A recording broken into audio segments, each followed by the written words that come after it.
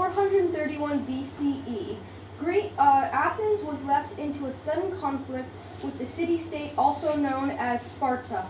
The laptop's coming in your face. In the war, many other small city-states were brought into the conflict.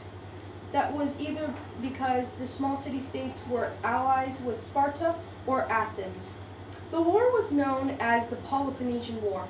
It lasted for 27 years until Sparta finally won. Although Greece was still in fighting, meanwhile in Macedonia, King Philip II saw that the never-ending war caused Greece to be divided and weak. He seized the chance and claimed Greece as his own control. During King Philip II's rule, he was unawarely assassinated by a former bodyguard.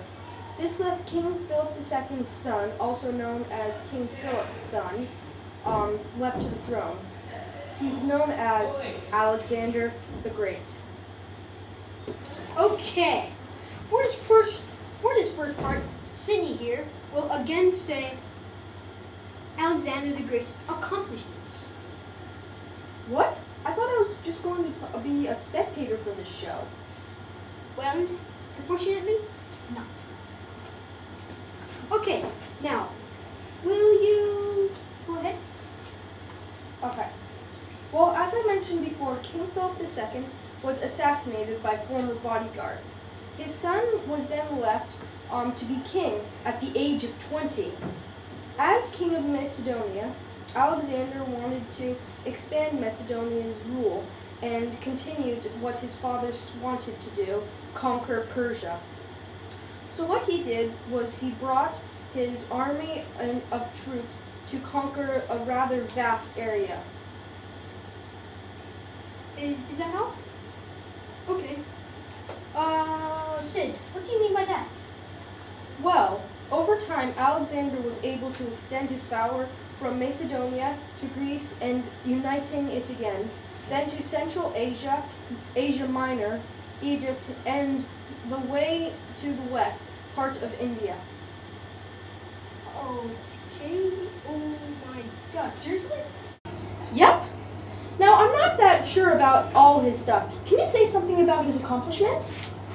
Of course.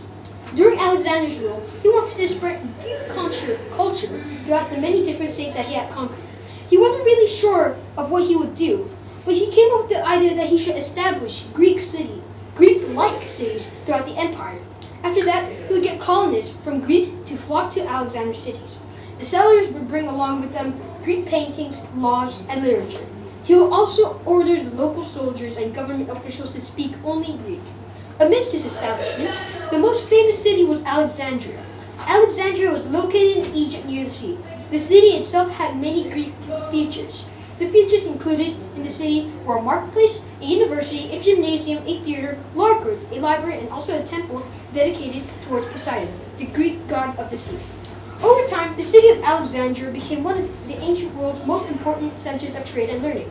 Its library contained more than 500,000 books. It was actually one of the biggest libraries in the world. I know, right? Because of Alexander, Greek ideas spread to Egypt, the Near East, and beyond. Well, what about his downfall? What happened? Good question. Over the years, Alexander developed malaria and died in his soldier's tent at the age of 33. After his death, his empire crumbled. Settlers left the cities of which he constructed, and they eventually fell into ruins. His generals then fought for control over his empire. In the end, Alexander's empire was divided into 3 separate kingdoms. His plan failed during his death. However, his Greek ideas still lingered throughout the vast area. Well, that was truly inspiring. Well, I have to go now, so